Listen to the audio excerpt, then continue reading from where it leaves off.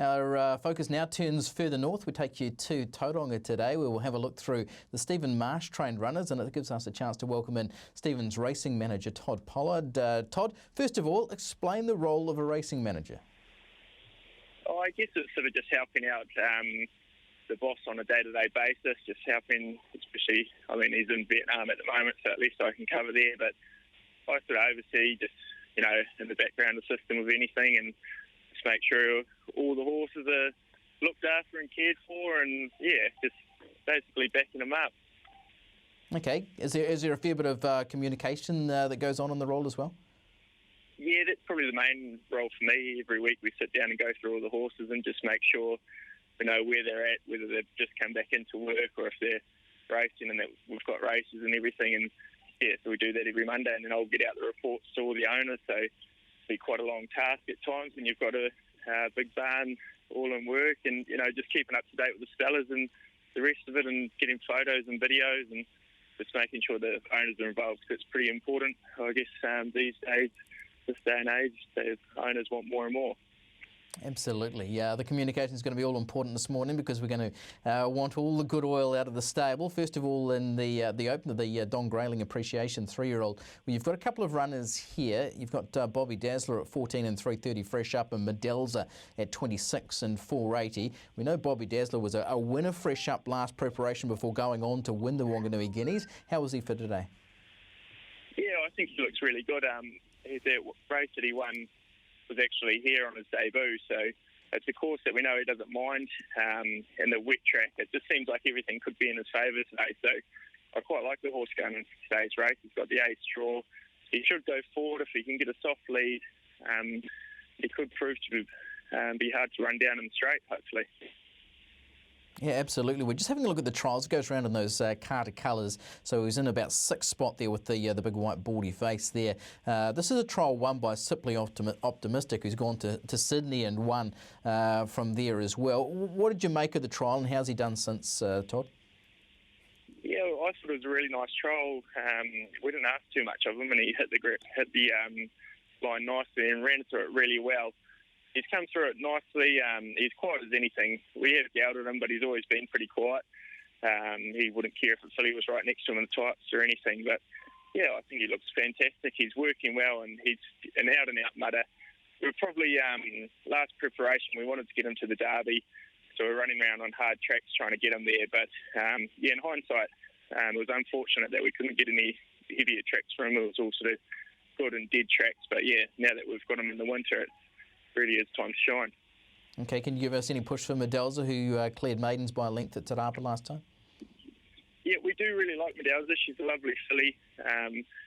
She was drawn wide last start at Te Rapa. She sat very wide the whole way, and she still won pretty nicely. We would have loved to have run her over 1400. She was in the last today, but we just thought the track might be too heavy for her by then. She definitely wants the track a bit better. So we'll see how she goes today, but she might even go for a break after this and come back when the track starts to firm up. Okay, yeah, I'm still getting over your photo. You look 10 years younger, Todd. The 5th of the program, the Dawson's Refrigeration Electrical Premiere. 3 runners for you here with Mediterranean Star, Pukuru Wild and Sweet 19. Was that photo when you were getting ready for your jockey career or something? No, it wasn't that long ago, actually.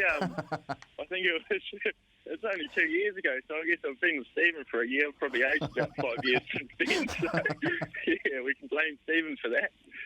Yeah, exactly. Talk us through the chances. How are you assessing the trio? Yeah, I think Sweet 19 is definitely the best of the lot. She loves these sort of tracks, and it should be a nice, loose, heavy track for her. She goes best right-handed, and 1400 is definitely her optimum distance. If she won last start, she would have been running in the listed race today, but she didn't. But if she can win today, then we can definitely set our sights on loftier targets throughout the winter. Well, that's saying a fair bit. If you were thinking she could have been up to stakes company. Third up for the preparation, is she at fever pitch? Yeah, she looks really well in herself at the moment. She galloped up beautiful on Wednesday. It just seems like everything's in her favour today. They're right-handed, 1400 metres, so I think she's spot on today. But it is quite a nice field, I thought. Yeah, and the other two, just tell us how they're going, Mediterranean Star and Pukuru Wild. Yeah, both are going well. It's 4 weeks in between runs for Poker Wild just because we couldn't find a 72 1400 for her. She'll improve a lot, especially stepping up to the 1400, which is her desired distance. And Mediterranean Star, he's going really well. He's up to the 1400. He's probably a 6 furlong specialist, but we're running today. He'll probably have a break after this. He definitely won't like the track, but the owners were keen to run, so yeah, he's here, and if he can go forward and be right there, he might be half a chance on the turn. Okay, let's press on to the 7th, Todd, and your runner here is Chief Sequoia. For the preparation, hasn't been too far away in those first 4, but yet to really get the job done. Is that any concern, or how are you approaching today at least? No, I think today we're quite excited about him. I think this is the second start over a bit of ground today. The last start there at Ellerslie, he got beat by a horse that was carrying, I think it was about 7.5 kilos less. So it makes a big difference on these heavy tracks. So he is out of his grade in the 72 grade, but at least he only carries 56 kilos. I think he carried 59.5 the other day. So it's almost as good as a claim when you're running them out of grade this time of year, just getting a bit of weight off his back. And he should be a good chance there, I think. Yeah, one thing we're seeing from that Ellerslie run, he really does try hard, doesn't he? Yeah, exactly. He could be a really nice horse in the making. Once he furnishes, he's got a big frame to him, but he hasn't filled it out yet. I think the best we'll see will be in a year's time, but he will really go on with it, and there should be some nice races for him in the future.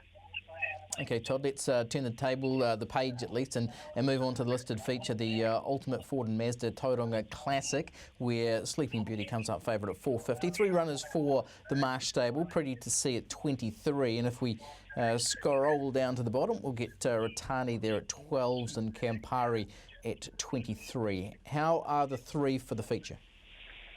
Yeah, all 3 have got, I think, genuine chances today.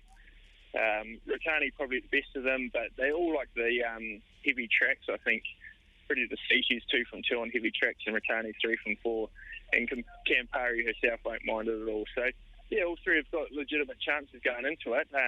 Of course, they'll need a bit of luck in the running, so we'll just see how we go and see how it unfolds. But yeah, I wouldn't be surprised if any one of them got their head in front. Exactly, because Campari beat Ratani 2 starts back and then was luckless with that relegation at Ellerslie last time out, and Pretty to See was really getting home strongly in the Rotorua race on the inside in a race that was dominated by speed. So I know you're giving us a push for Ratani. Who's trained best? Who's the one whose track work's been the best? I'd have to say Ratani probably has been the best with her track work. She just looks sensational at the moment. Her work on Wednesday morning, the rider jumped off and said she's never worked that good, so it's probably a good push for her. But yeah, I think we'll see how the other 2 go too. You definitely can't count them out. Yeah, exactly. Can you win the race? Yeah, I'd like to think so. Yeah, like I say, we just all 3 need a bit of luck. I quite like the fact that Pretty to See's drawn out. She's drawn 1 from the outside. We've got the barrier blanket on today. She was just a little bit tardy in the gates at Rotorua that day, and just a little bit slow. But it seems like all her starts for us in New Zealand, she just hasn't had a whole lot of luck. She's always had to, when she has won, she's won 2 for us. She's had to get out into the clear, barge a horse out of the way. So I like the idea that she's going to be wide today, and if she is caught wide, hopefully she's got a bit of cover. But if she can have an uninterrupted run, then we can probably hope to see a good turn of foot for her. And yeah, she is a classy filly at best, classy mare at best. So yeah, it'd be lovely to see her win the Cambridge Stud. Okay, told your other runners the old cruiser, but let's put the acid test on you and see how you go with your tipping. What's the best of the Marsh runners today? Oh, I will go with Chief Sequoia, I think. It's hard to split them, but yeah, Chief Sequoia will be the one. Okay, like that, race 7, Chief Sequoia on top for Todd Pollard. Thanks for joining us, Todd, and best of luck for today's races.